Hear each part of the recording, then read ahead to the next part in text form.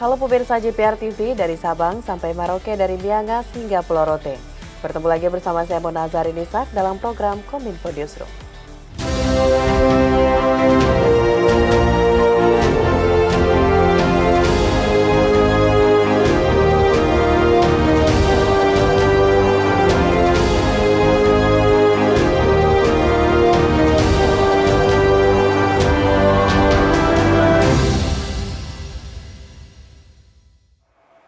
Pemirsa, kita ke informasi pertama. Melalui program pelatihan penyuluh informasi publik atau PIP, Kementerian Kominfo mengajak peserta untuk aktif dalam menyampaikan program pemerintah.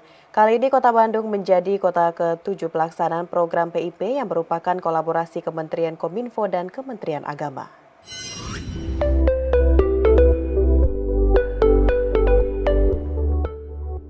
Kementerian Komunikasi dan Informatika mendorong penyuluh informasi publik atau PIP untuk ikut aktif dalam penyampaian pesan program pemerintah dengan pendekatan berbeda. Hal itu disampaikan Koordinator Kemitraan Komunikasi Publik Direktorat Tata Kelola dan Kemitraan Kompub Kemenkominfo Helmi Hafid. Dalam pelatihan PIP Kementerian Kominfo dan Kementerian Agama di Balai Diklat Keagamaan Kota Bandung. Ia menjelaskan, PIP merupakan program Kemenkominfo bekerja sama dengan Kemenak sejak tahun 2017 dalam mengembangkan pendekatan komunikasi langsung kepada masyarakat. Sampai saat ini, kegiatan pelatihan PIP telah dilaksanakan di 7 kota, di antaranya Medan, Padang, Palembang, Bandar Lampung, Semarang, Jakarta, dan kali ini diadakan di Kota Bandung dengan waktu pelaksanaan mulai dari 6 hingga 10 Maret 2023. Melalui pelatihan itu, para petugas PIP nantinya juga akan diberikan award atau penghargaan dalam anugerah media humas karena telah menyebarluaskan informasi kebijakan pemerintah kepada masyarakat, khususnya di daerah 3T.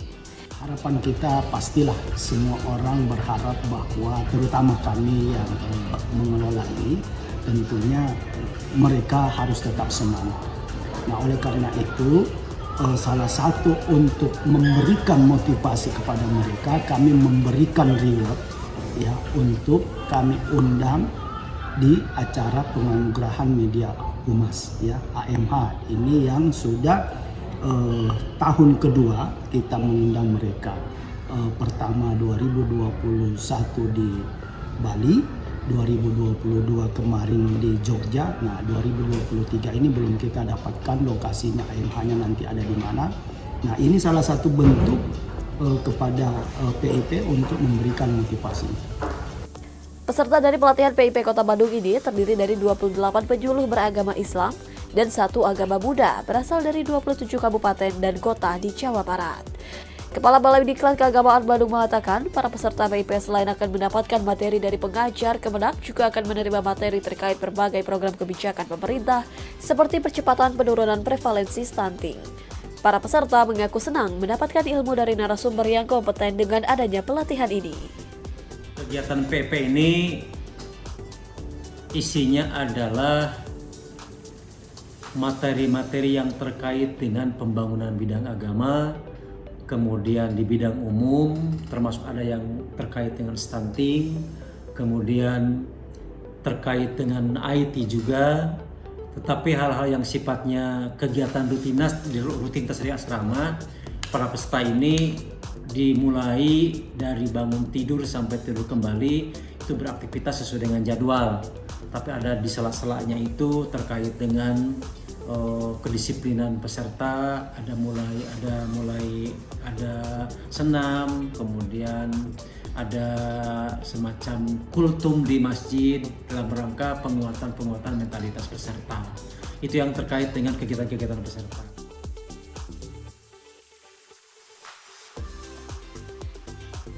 Buat saya menimba banyak ilmu karena kita mendapatkan pendidikan pelatihan dari berbagai narasumber yang kompeten dan yang sangat dibutuhkan untuk umat-umat beragama kita, karena kemajuan zaman seiring teknologi, perkembangan zaman, banyak hal-hal yang perlu kita pelajari. Jadi artinya kita harus update dan bisa menyesuaikan dengan keadaan masyarakat di lingkungan kita.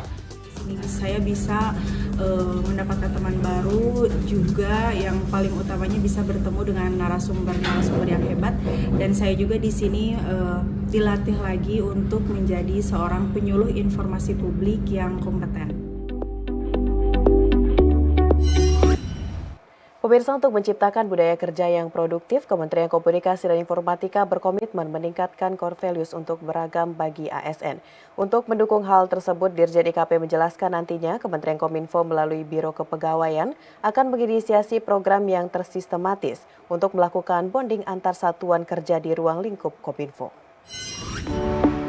Terciptanya budaya kerja yang produktif memerlukan usaha yang berkelanjutan, bukan hanya sekedar sosialisasi, namun perlunya interaksi nilai dasar atau core values berakhlak yang akan menjadi komitmen pemerintah dalam konteks pelaksanaan reformasi birokrasi. Sejak diluncurkannya nilai ASN berakhlak oleh Presiden Republik Indonesia Joko Widodo pada 27 Juli 2021 lalu, pemerintah terus menyeragamkan nilai-nilai dasar ASN yang saat ini masih bervariasi di setiap pemerintah, baik pusat maupun daerah. Adapun nilai dasar atau core values berakhlak tersebut merupakan singkatan dari berorientasi pelayanan, akuntabel, kompeten, harmonis, loyal, adaptif, dan kolaboratif. Dalam acara sosialisasi hasil survei budaya kerja berakhlak ASN di lingkungan Kementerian Kominfo, Abdul Hakim selaku staf ahli budaya kerja Kementerian Pan-RB menyampaikan, kegiatan ini merupakan bentuk upaya yang dilakukan pemerintah dalam melakukan roadmap yang berfokus pada 3 poin utama, yakni sosialisasi dan internalisasi, aktivasi, dan melakukan penguatan dalam manajemen perubahan. Secara nasional tentu Kemenpan ingin mendorong bahwa ada suatu kesamaan pemahaman, persepsi budaya kerja di seluruh ASN Nusantara, seluruh Indonesia ini, sehingga dengan adanya perkembangan perubahan yang dinamis ini, seluruh ASN memiliki mindset, memiliki culture set yang sama, sehingga untuk talent mobility, untuk penempatan dan penugasan, dan bahkan untuk mendukung penempatan ASN di IKN nanti juga sudah ada suatu kesamaan dan penguatan budaya kerja bagi ASN. Pada kesempatan yang sama, Direktur Jenderal Informasi dan Komunikasi Publik Kementerian Kominfo Usman Kansong menyampaikan, dengan hasil survei core values berakhlak yang diterima Kementerian Kominfo, yakni sebesar 60,9% dengan kategori B, cukup sehat. Diharapkan kedepannya mampu meningkatkan kinerja organisasi secara menyeluruh. Untuk mendukung hal tersebut, Dirjen IKP menjelaskan nantinya Kominfo melalui Biro Kepegawaian akan menginisiasi program yang tersistematis untuk melakukan bonding antar satuan kerja di ruang lingkup Kominfo, baik dilakukan selama 1 tahun sekali ataupun beberapa bulan sekali. Iya, jadi kita sudah mendapatkan gambaran tentang budaya kerja Kominfo yang masuk kategori cukup sehat, tetapi kita harus meningkatkannya lagi. Bagaimana meningkatkannya? Ya tentu saja banyak metode. Ya misalnya tadi bagaimana bonding kita antar satker-satker yang ada di Kominfo. Ya mungkin kita perlu membuat sebuah event kegiatan di mana di kegiatan tersebut seluruh satker ini bergabung begitu untuk tadi kan persoalannya adalah misalnya kerjasama antar satker, itu masalah kita itu rendah itu nilainya. Nah misalnya itu kita langsung saya kira harus rumuskan bagaimana mengimplementasikan dalam arti untuk meningkatkan nilai-nilai tadi indeks-indeks yang masih rendah. Ya misalnya tadi soal menghadapi ketidakpastian, kemudian juga soal kerjasama antar satker, ya ini kan berarti masih ada ego sektoral. Bagaimana kita memutus ego sektoral itu supaya bonding di antara satuan kerja dengan satuan kerja lainnya. Saya kira habis ini kita harus rumuskan dan ini yang terpusat. Jadi di Kominfo ya. Jangan sampai di satker bikin sendiri-sendiri nanti beda-beda begitu. Lebih bagus terpusat di Kominfo, kita rumuskan apa langkah selanjutnya yang harus kita lakukan untuk meningkatkan ya dari cukup sehat, mungkin kalau tidak bisa langsung sehat, nilainya yang kita naikkan. Kita ke informasi lainnya pemirsa, Presiden Joko Widodo memberikan apresiasi atas peningkatan penerimaan SPT sebesar 20%.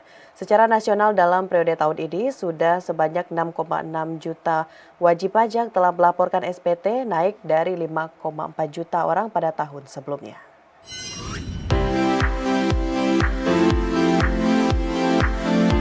Presiden Republik Indonesia Joko Widodo mengapresiasi meningkatnya kesadaran masyarakat untuk melaporkan surat pemberitahuan atau SPT tahunan pajak pada tahun ini dibandingkan dengan tahun lalu.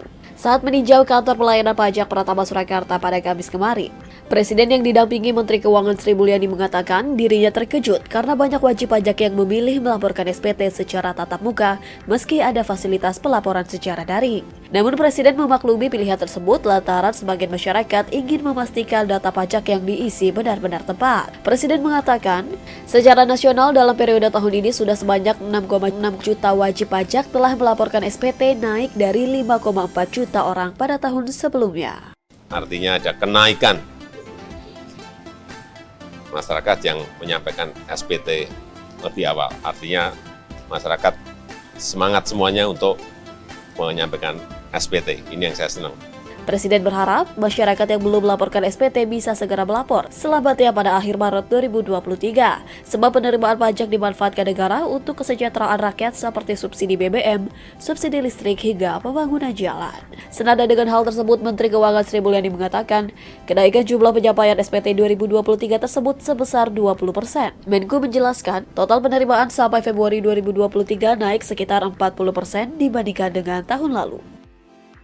Untuk penyerahan SPT orang pribadi yang jumlahnya meningkat ya dari tahun lalu, tadinya 5,5 ke 6,6, jadi kenaikannya itu lebih dari 20%. Kita sangat senang tentu bahwa masyarakat melakukan pelaksanaan kewajiban undang-undang dan terutama melalui e-filing. Untuk mengklarifikasi data dari para pegawai yang memiliki profil berisiko tinggi, Kementerian Keuangan telah memeriksa 10 pegawainya pada Senin 6 Maret 2023. Inspektur Jenderal Kementerian Keuangan Awan Nurmawan menargetkan proses klarifikasi data diperkirakan akan selesai dalam waktu 2 minggu.